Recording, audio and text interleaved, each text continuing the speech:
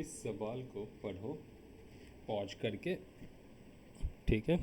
अभी पॉज करो, पढ़ो, फिर मैं बताता हूँ।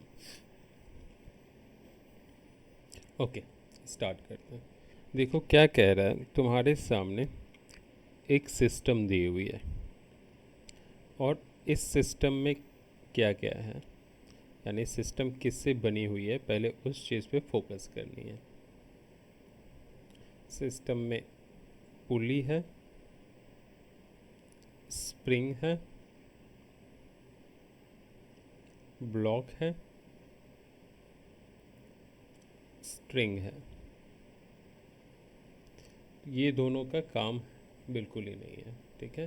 क्योंकि पुली फ्रिक्शनलेस वगैरह हैं तो कोई यूज होगा नहीं, मासलेस फ्रिक्शनलेस है, और स्ट्रिंग भी मासलेस फ्रिक्शनलेस है, तो इसको भी आप नेगलेक्ट कर सकते हो।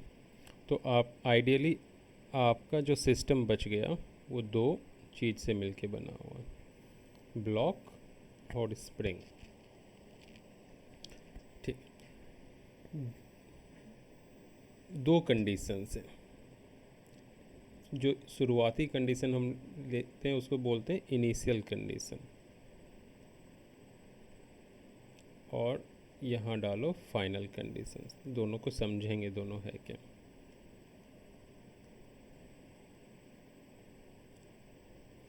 इनिशियल कंडीशंस में जो सिस्टम है वो कहाँ है, रेस्ट में है। अब सिस्टम रेस्ट में है, इस चीज़ को भी समझना पड़ेगा, है ना? सिस्टम रेस्ट में है तो स्प्रिंग पे क्या इम्पैक्ट आएगी? स्प्रिंग जो होगी अपनी ओरिजिनल लेंथ पे होगी,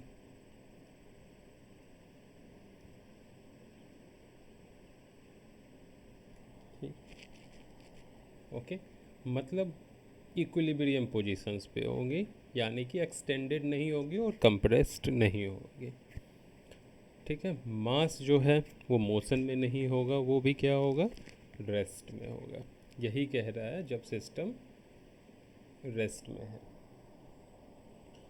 अब फाइनल कंडीशंस में देखो क्या है,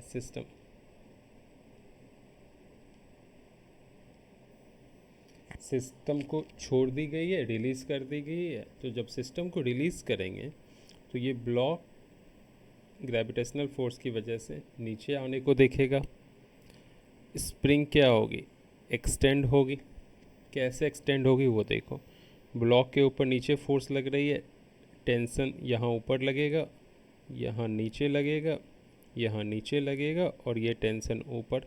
तो टेंशन फोर्स जो है वो स्प्रिंग को ऊपर की तरफ खींचेगी, क्लियर? तो स्प्रिंग के ऊपर इम्पैक्ट होगा और स्प्रिंग एक्सटेंड होने की कोशिश करेगी। लेकिन जैसे ही स्प्रिंग एक्सटेंड होगी, स्प्रिंग फोर्स यानी रीस्टोरिंग फोर्स उसको पीछे खींचने की कोशिश करेगी, क्लियर हो गया? लेकिन फिर भी ग्रेविटेशनल फोर्स ज़्यादा है, टेंशन ज़्यादा है, तो स्प्रिंग एक्सटेंड होती चली जाएगी, क्लियर? अब इस चीज़ को यहाँ पे और भी फोकस डाल के समझना है, बॉडी एक्चुअली कैसे बिहेव करेगा। मास थोड़ी सी नीचे आएगी, समझ में, और नीचे आएगी, ये सोचो मैक्सिमम पॉइंट पे आ गई स्प्रिंग, मैक्सिमम क्या हो गई, एक्सटेंड हो गई, है ना? मैक्सिमम पॉइंट पे वेलोसिटी क्या हो जाएगी, जीरो, क्योंकि ब्लॉक रुक जाएगी, क्लियर हो गया? मैं फिर से बोल देता हूँ, मैक्सिमम पॉइंट पे क्या होती है, वेलोसिटी जीरो हो जाती है क्योंकि ब्लॉक रुक जाती है। और एक स्प्रिंग जो है वो मैक्सिमम जितनी एक्सटेंड हो सकती है वो हो जाएगी, यानी यहाँ पे हम इसको ले लेते हैं x, मैक्सिमम एक्सटेंशन। जब भी मैक्सिमम एक्सटेंड करेगी उस समय जो फोर्स लगेगा, स्प्रिंग फोर्स और टेंशन, वो क्या होंगे, बराबर होंगे। इस केस में स्प्रिंग फोर्स और टेंशन जो होगी वो बराबर होगी, क्लियर हो गया? फिर से मैं फाइनल कंडीशंस बता देता हूँ। फाइनल कंडीशन में स्प्रिंग मैक्सिमम जितनी भी एक्सटेंड हो सकती है उतनी एक्सटेंड हो जाएगी। ब्लॉक जो है वो नीचे की तरफ मैक्सिमम डिस्प्लेसमेंट पे होगा और उसकी स्पीड 0 हो जाएगी।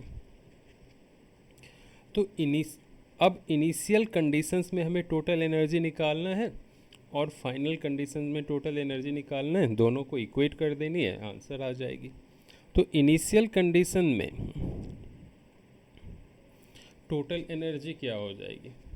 Potential energy of the system plus kinetic energy of the system, है ना। तो इसको मैं पहले रब कर दूं दोनों को।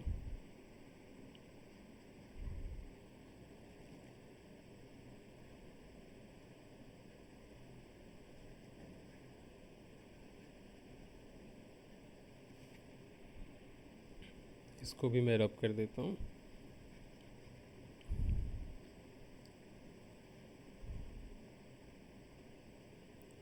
और समझ लो रेफरेंस लाइन तुम्हारी ये है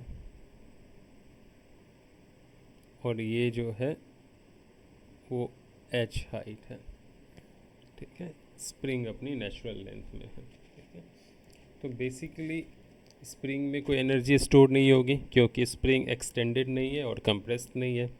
तो स्प्रिंग पोटेंशियल एनर्जी क्या हो गई? 0, ख़त्म, इसको काउंट करने की ज़रूरत नहीं है। मास के पास एनर्जी होगा इस ब्लॉक के पास, वो कितनी होगी?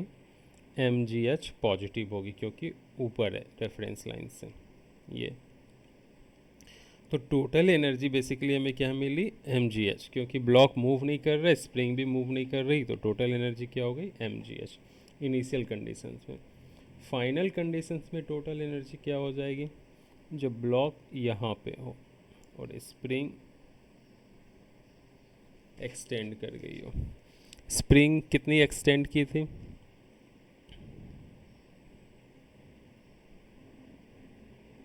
मान लो स्प्रिंग x एक्सटेंड कर गई, है ना। तो उसके पास एनर्जी कितनी हो जाएगी? Half kx square. अब ये हाइट h है, स्प्रिंग कितना एक्सटेंड की? x। जितनी स्प्रिंग एक्सटेंड करेगी उतनी ही ब्लॉक नीचे आएगी, है ना। तो ये x नीचे आ गई। तो रेफरेंस लाइन से ये ब्लॉक कितनी डिस्टेंस पे है? h माइनस एक्स, यानी ये डिस्टेंस है। तो पोटेंशियल एनर्जी कितनी हो जाएगी ब्लॉक की? mg h माइनस एक्स, है ना। काइनेटिक एनर्जी कितनी होगी? अगेन 0, काइनेटिक एनर्जी है नहीं। वो ये टोटल एनर्जी जो फाइनल में मिला है और जो इनिशियल में मिला है, दोनों ही क्या होंगे? सेम होंगे। तो mgh equal to half kx square plus mgh minus x. तो ये हो गई mgh half kx square plus mgh minus mgx। mgh cancel, mgx इधर आ जाएगी, ये हो गई mgx equal to half kx square, ये x और ये x भी हो गई कैंसिल। तो x इक्वल टू हो गई 2mg बाई k। यही हमें निकालना था। क्लियर?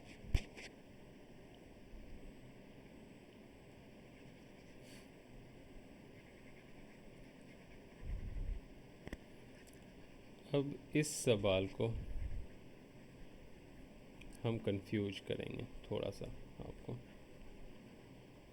देखो, हम बोलते हैं यहाँ पे फोर्स कितनी लग रही है? mg। यहाँ पे टेंशन T है, यहाँ सॉरी यहाँ पे टेंशन T है और यहाँ नीचे की तरफ टेंशन T, करेक्ट। अब एक्सटेंडेड पोजीशंस पे हम फोकस करेंगे। मान लो ये ब्लॉक नीचे आ गई, यहाँ पे ये स्प्रिंग थोड़ी सी एक्सटेंड कर गई, है ना। तो इस ब्लॉक के ऊपर क्या फोर्स लग रहा है? mg नीचे की तरफ, टेंशन ऊपर की तरफ, यहाँ टेंशन नीचे, यहाँ टेंशन नीचे, यहाँ ऊपर, है ना। तो देखो tension minus M G equal to zero block के लिए, तो टेंशन इक्वल टू क्या हो गई एम जी। और यहाँ स्प्रिंग में टेंशन इक्वल टू क्या हो जाएगी के एक्स, तो हम इक्वल करेंगे के x equal to M G, तो हमारा x equal to M G by K आ रहा। तो फोर्स से हमने सॉल्व किया तो मैक्सिमम एक्सटेंशन हमारा एम जी बाई के आ रहा, और एनर्जी से सॉल्व किया तो to M G by K आ रहा। आंसर तो दोनों का सेम आना चाहिए।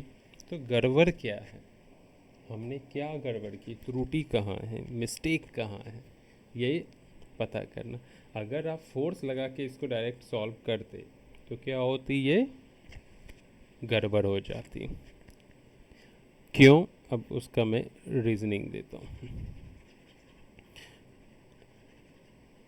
यही चीज़ है, सिर्फ न्यूमेरिकल सॉल्व करना और न्यूमेरिकल को समझना, उसके पीछे की रीजनिंग को समझना, दो अलग चीज़ है।